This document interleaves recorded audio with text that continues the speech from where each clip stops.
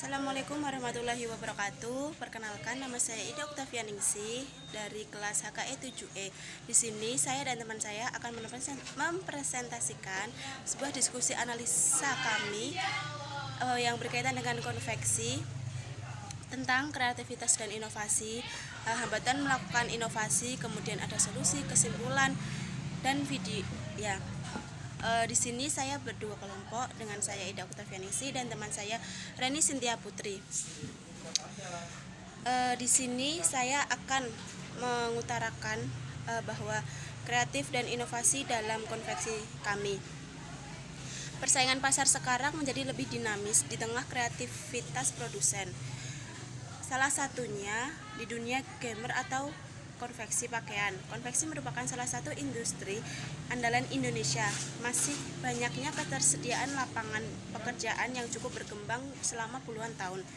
Namun meski ranah industri konveksi rumahan begitu luas, peta persaingan selalu ada di dunia bisnis. Perlu sentuhan inovasi untuk membuat usaha yang banyak digeluti masyarakat kalangan menengah ke atas. Kemudian mulai inovasi produksi hingga berbanding image menjadi misi tepat konveksi untuk lebih mengenalkan konveksi melalui pelatihan yang digelar. Kegiatan ini diikuti oleh sejumlah peserta ibu-ibu dari lingkungan sekitar tempat usaha. Bahkan sebagian ibu-ibu yang memiliki keterampilan pas-pasan disediakan pelatihan menjahit dasar di sini.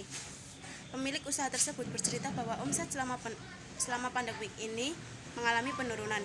Belum lagi model dari hasil produksi jahitannya yang masih standar, belum memenuhi tren kekinian. Jadi dengan pelatihan ini diharapkan bisa mengikuti langkah-langkah bagaimana membangun branding yang bisa menarik para calon konsumen. Sementara itu, menurut koordinator, pelatih bercerita bahwa dengan pelatih ini ia bisa membantu dan meningkatkan kualitas dan kreativitas keterampilan menjahit. Kemudian dari pelatihan ini mengajak ibu-ibu rumah tangga di desa untuk bisa meningkatkan kualitas dan menciptakan kreativitas keterampilan menjahit. Kemudian ada pun juga hambatan inovasi dari konveksi, yaitu proses desain. Dalam membuat desain busana harus mengikuti tren yang dipasarkan. Tidak boleh membuat hanya sesuai dengan keinginan hati. Kemudian harus diperhatikan langkah-langkah desain dan tidak boleh sama dengan konveksi lainnya. Kemudian yang kedua yaitu mengukur bahan. Ukuran bahan yang standar di dunia busana adalah S, M, L, dan XL.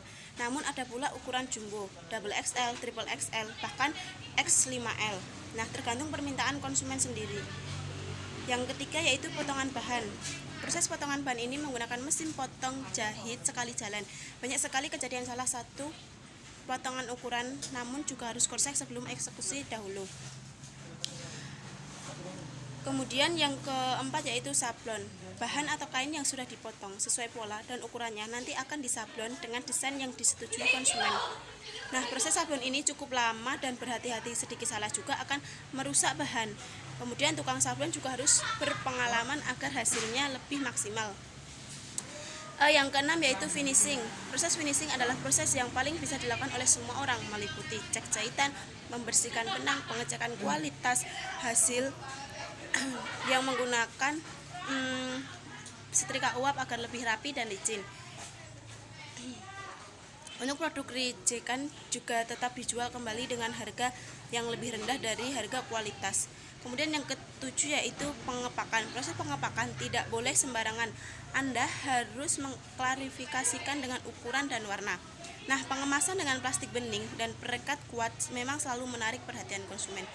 Kemudian selanjutnya ada solusi dan kesimpulan yang akan dijelaskan oleh teman saya. Terima kasih.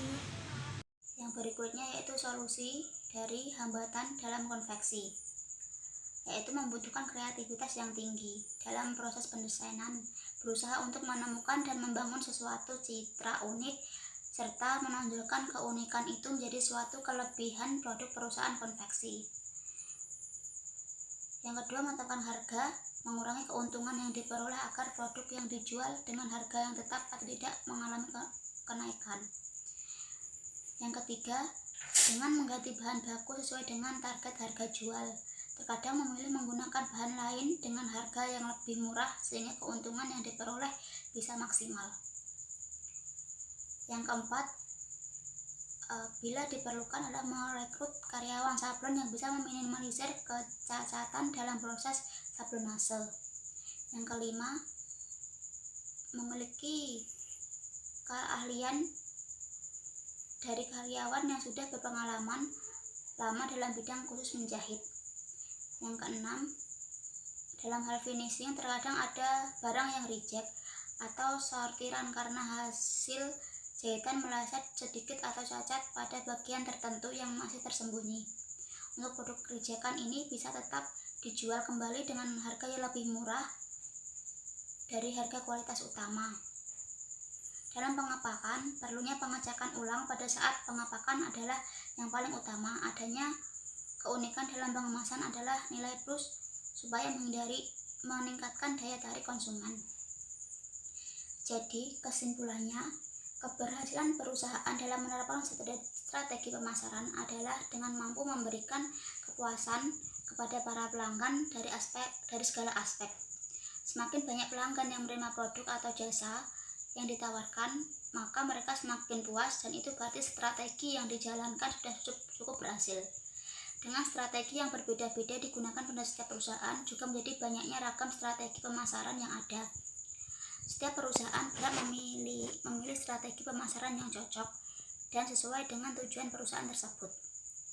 Dengan hal itu, maka akan tercipta sebuah perusahaan yang dapat mencapai tujuan dan keinginan dari setiap perusahaan.